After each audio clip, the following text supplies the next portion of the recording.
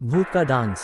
Dance करना एक कला है और निरंतर प्रयास से इस कला को निखारा जा सकता है। दुनिया में कई बड़ी बड़ी हस्तियों ने डांस के माध्यम से इतिहास रचा है, लेकिन उन्हीं के बीच कुछ ऐसे सितारे भी हैं जो हादसों का शिकार हो जाते हैं। फिर काम आती है एक अदृश्य शक्ति जो उनके दिल की आवाज़ सुनकर उन्हें कामयाब करती है। ऐसी ही दशहत से भरी कहानी है भूत का डांस। सोनू नाम का एक लड़का था, उसे डांस का बहुत शौक था। वह दिन भर फिल्मी गानों में नाचता रहता था। सोनू एक बहुत कामयाब डांसर बनना चाहता था, लेकिन उसके घर के हालात उसे अपने सपनों को पूरा करने से रोक रहे थे। सोनू सिर्फ 13 साल का था, लेकिन वह अपने सपनों के पीछे इतना पागल था कि रोड पर चलते हुए भी डांस करने लगता था। सोनू के निरंतर प्रयास से उसकी डांस की कला निखर चुकी थी और वह अपनी उम्र के बच्चों के मुकाबले बेहतरीन डांस करना सीख चुका था। एक बार सोनू के स्कूल में डांस की प्रतियोगिता होती है, जिसमें सभी बच्चे भाग लेते हैं। सोनू भी डांस प्रतियोगिता के लिए काफी उत्साहित होता है। सोनू को पूरा यकीन होता है कि वह इस प्रतियोगिता में प्रथम स्थान प्राप्त करेगा। प्रतियोगिता प्रारंभ होती है और सभी प्रतिभागी बच्चे एक एक करके अपने डांस का प्रदर्शन करते हैं। तभी बारी आती है सोनू के डांस की और वह मंच पर आते ही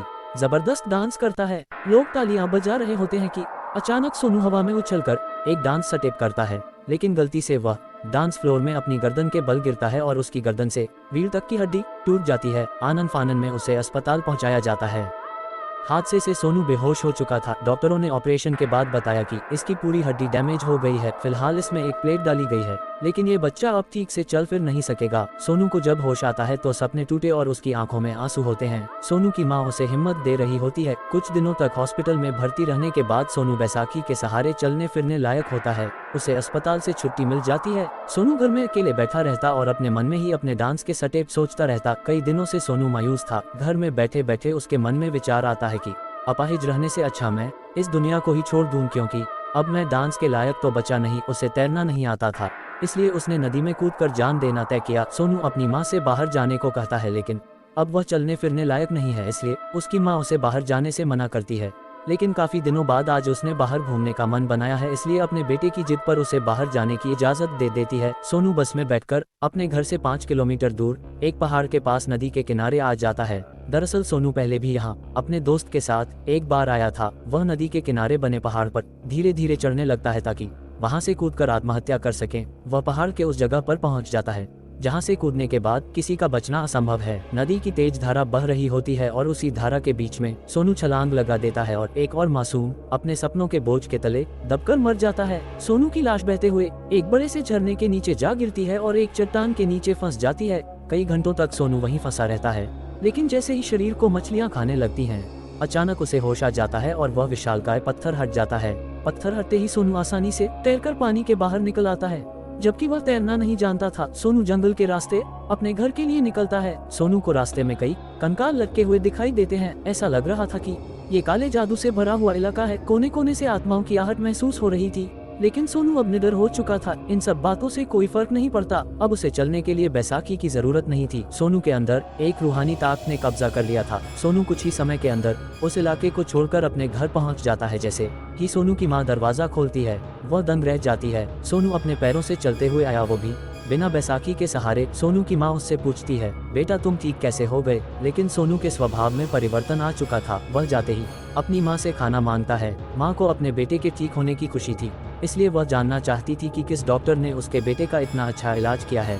दरअसल उसे नहीं पता कि उसका बेटा अब इस टीवी में अचानक उसे एक डांस कंपटीशन की खबर मिलती है। खबर देखते ही वह डांस कंपटीशन के लिए हिस्सा लेने का मन बना लेता है और अपने घर का दरवाजा बंद करके अपने स्कूल पहुंच जाता है, क्योंकि डांस कंपटीशन में हिस्सा लेने के लिए स्कूली छात्र का होना अनिवार्य था और स्कूल के माध्यम से ही इस प्रतियोगिता में हिस्सा लिया जा सकता था। शहर के सभी स्कूलों के बच्चे इस प्रतियोगिता में हिस्सा ले रहे थे। सोनू भी अपने टीचर के पास जाकर डांस कंपटीशन का फॉर्म भर देता है।